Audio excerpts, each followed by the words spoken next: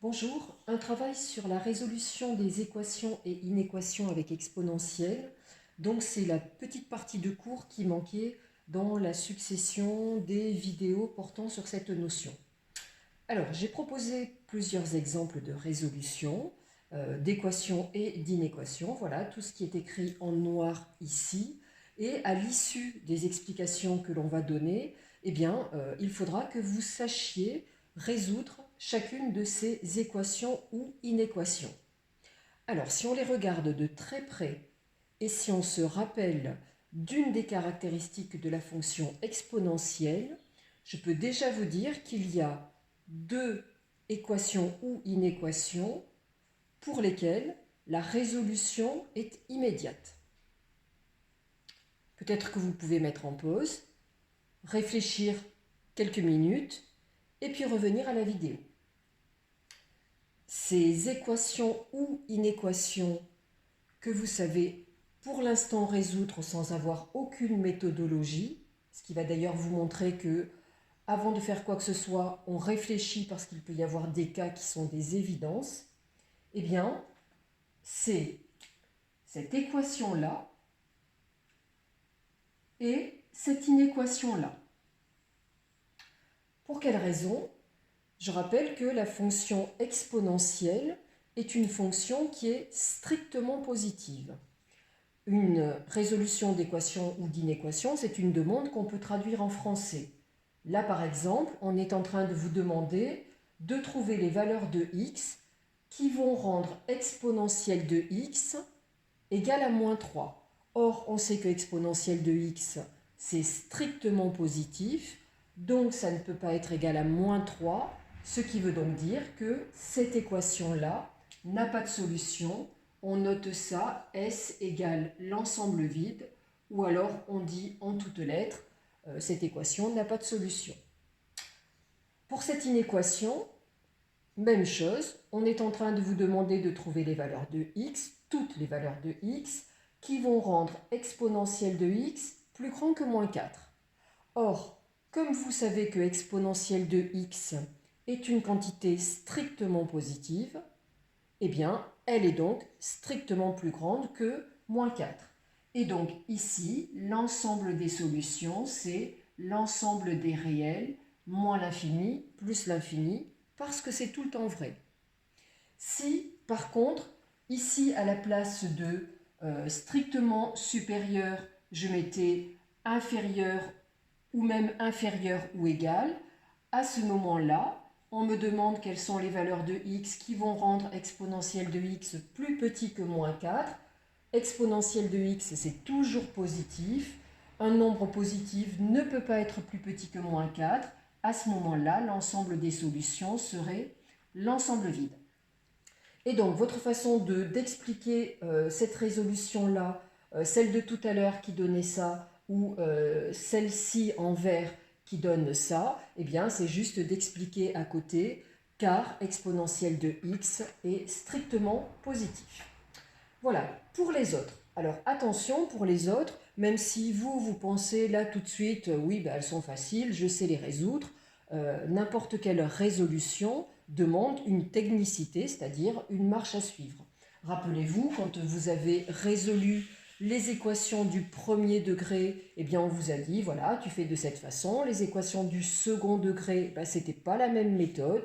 Les équations trigonométriques, ce n'était pas du tout la même méthode que les précédentes. Eh bien l'exponentielle, il faut aussi qu'on apprenne à travailler sur ces équations et inéquations.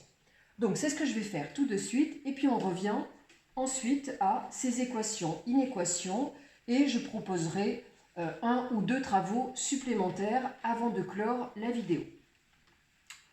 Alors, ce dont on va se rappeler, c'est que la fonction exponentielle, donc j'ai dessiné sa représentation graphique à l'aide de GeoGebra, eh bien la fonction exponentielle est une fonction qui est strictement croissante.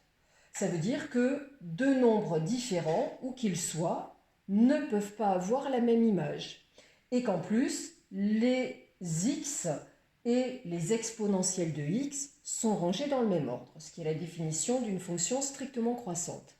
Et bien de là, on en déduit que exponentielle de a égale, alors je vais pousser ça pour mettre mes équivalences, exponentielle de grand A égale exponentielle de grand B, c'est équivalent à grand A égale grand B. Donc c'est ce que je viens de dire, ça vient du fait que la fonction exponentielle soit strictement croissante. Exponentielle de grand A strictement plus grand que exponentielle de grand B, la stricte croissance indique que les images et les antécédents sont rangés dans le même ordre, eh bien c'est équivalent à A strictement plus grand que B. Exponentielle de A inférieur ou égal à exponentielle de B, c'est équivalent, toujours pour la même raison, à A inférieur ou égal à B. Voilà, et je peux décliner. Ici, si je mets supérieur ou égal, là, ça va donner supérieur ou égal. Ici, si je mets strictement inférieur, ça va donner strictement inférieur. Et de là, eh bien, je déduis une règle de résolution des équations et inéquations avec exponentielle qui va être la suivante. Si je veux résoudre une équation ou une inéquation avec exponentielle, eh bien, il faudra que j'ai exponentielle de chaque côté et strictement rien devant les exponentielles, même pas un signe moins, sinon cette règle-là, elle n'a plus rien à voir. Donc voilà, je dois ramener à exponentielle d'un côté du symbole et exponentielle de l'autre côté du symbole. Donc si ceci est clair, eh bien je vais réécrire les différentes équations et inéquations qu'on n'avait pas résolues tout à l'heure. Je ne reprends pas les équations ou inéquations qu'on avait résolues.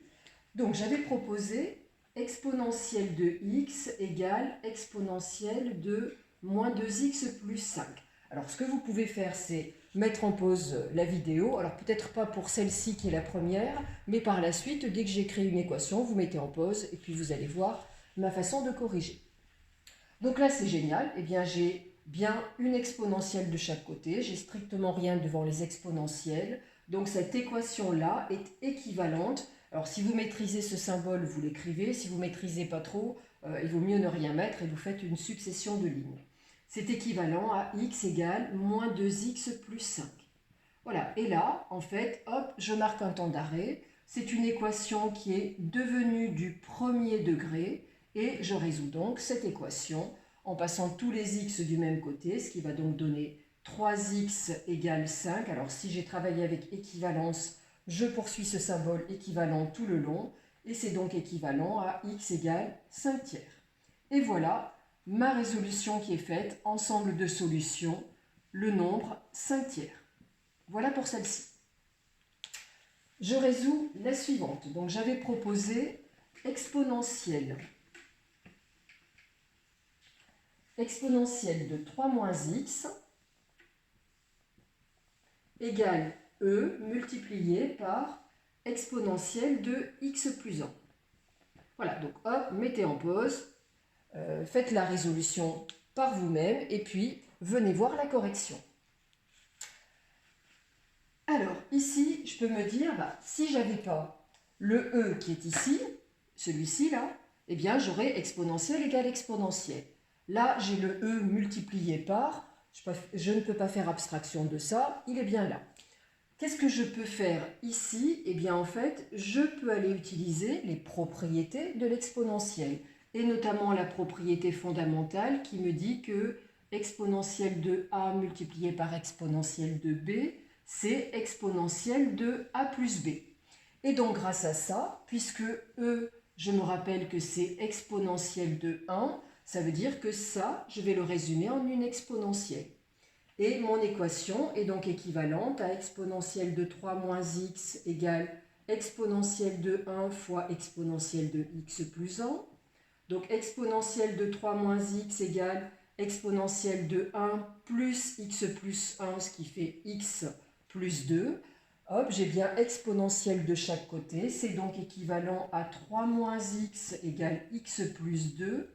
Quand vous avez fait disparaître les exponentielles, eh bien, marquez toujours un temps d'arrêt. Qu'est-ce que vous avez en face de vous? C'est une équation du premier degré. Donc, j'envoie tous les x, alors entre guillemets, envoyer, c'est pas mathématique, envoyer. tous les x du même côté, tous les nombres de l'autre. Donc hop, ça me donne moins 2x égale moins 1, 2 moins 3. Et donc x égale moins 1 sur moins 2 qui donne 1 demi. Donc ensemble des solutions, 1 demi. Et voilà ma résolution qui est faite.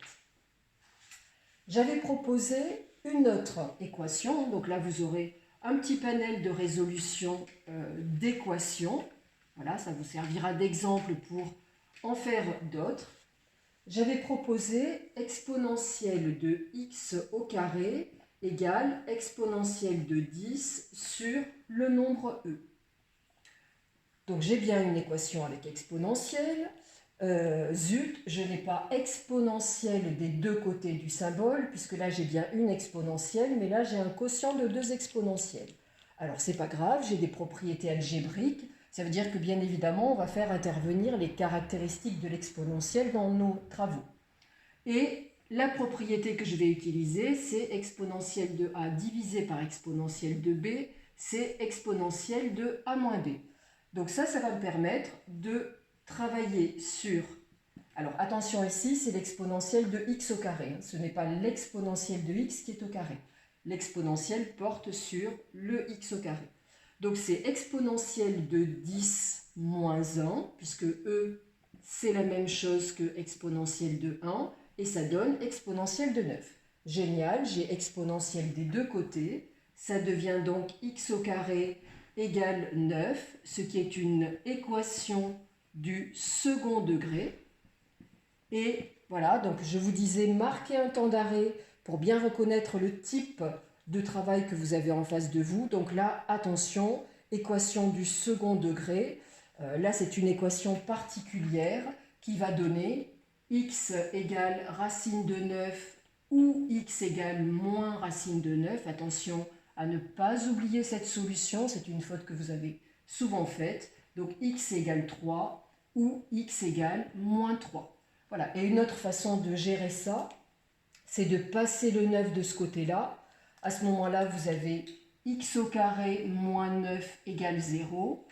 C'est une identité remarquable, a carré moins b carré, puisque 9 est le carré de 3. Ça donne x moins 3 facteur de x plus 3 égale 0. Et quand vous utilisez la règle un produit est nul si et seulement si l'un de ces facteurs est nul, eh bien vous retrouvez ce facteur s'annule en 3, ce facteur s'annule en moins 3. Vous retrouvez bien les deux solutions.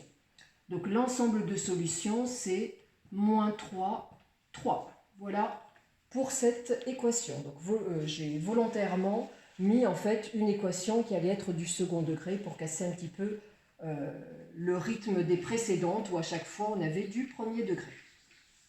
Je passe aux inéquations. Donc les inéquations, eh bien, c'est du même registre. Par contre, attention, quand on va faire disparaître l'exponentielle, vous vous rappelez que résoudre une inéquation, c'est toujours un petit peu plus dangereux que résoudre une équation. Donc, j'avais proposé, exponentielle de 7x inférieur ou égal à exponentielle de 5 moins x. Donc là, c'est génial, j'ai bien exponentielle de chaque côté, je n'ai rien devant les exponentielles, donc je les supprime. Cette inéquation-là est équivalente à 7x inférieur ou égal à 5 moins x. Voilà, c'est génial, j'ai une inéquation du premier degré. J'envoie entre guillemets tous les x du même côté, donc ça donne 8x inférieur ou égal à 5. Je divise par 8, je rappelle là, attention, quand vous divisez ou vous multipliez par un nombre négatif, vous devez changer le sens des inégalités. Là, on divise par 8, donc la division par 8 ne change pas les inégalités et ça nous donne donc x inférieur ou égal à 5 huitièmes. Et donc on en déduit que l'ensemble des solutions, c'est moins l'infini jusqu'à 5 huitièmes. Voilà pour cette résolution. Et je vais faire la dernière. Alors la dernière, qui était exponentielle de x strictement plus petit que 1. Donc là, même chose, il n'y a rien d'évident. Une exponentielle, c'est strictement positif, mais être strictement positif, eh bien ça peut être plus petit que 1 ou être plus grand que 1. Donc là, il n'y a strictement rien d'évident. Donc on applique la technique. Il faut absolument qu'on ramène ça à exponentielle des deux côtés. Alors 1, eh bien c'est justement une des valeurs que vous devez connaître sur l'exponentielle. Vous devez savoir, parce que c'est dans la définition, que l'exponentielle de 0, ça fait 1. Donc, ça fait 1, pardon. Donc, il y a deux valeurs que vous devez absolument connaître sur l'exponentielle. Exponentielle de 0, ça donne 1. Exponentielle de 1, ça donne le fameux nombre e. Donc, ça veut dire que cette inéquation, eh bien, elle est équivalente à exponentielle de x plus petit que exponentielle de 0. Hop, génial, j'ai exponentielle de chaque côté. J'enlève donc les exponentielles. Et puis là, elle est directement résolue. Et donc, l'ensemble des solutions, c'est l'intervalle moins l'infini, 0 exclu. Voilà pour ces résolutions. Donc, quand on a la technicité, la marche à suivre, qu'on connaît bien évidemment les propriétés algébriques de la fonction exponentielle, puisque vous avez vu qu'on les a mises en œuvre, eh bien, il n'y a pas de difficulté particulière. Alors là, par exemple, si je transformais ce 1 en, admettons, 3, eh bien là, vous auriez du mal à résoudre et il va falloir attendre la classe de terminale pour être capable d'écrire un nombre positif à l'aide d'une exponentielle. Donc là, vous aurez des compléments de ce travail-là l'an prochain. Pour l'instant, quand on vous donne une équation ou une inéquation à résoudre avec exponentielle, on est obligé de faire très attention à ce qu'on va vous donner pour que vous puissiez le faire. Alors, plutôt que de prolonger cette vidéo qui est peut-être déjà assez longue, je vais arrêter là et je vous donne rendez-vous dans une vidéo qui s'intitulera Exercice sur l'exponentielle pour mettre en œuvre bien ce qu'on vient d'apprendre là et puis d'autres travaux sur la fonction exponentielle et notamment des études de variation qui vont mettre en œuvre ces résolutions d'inéquations. Donc je vous dis à très bientôt. Au revoir.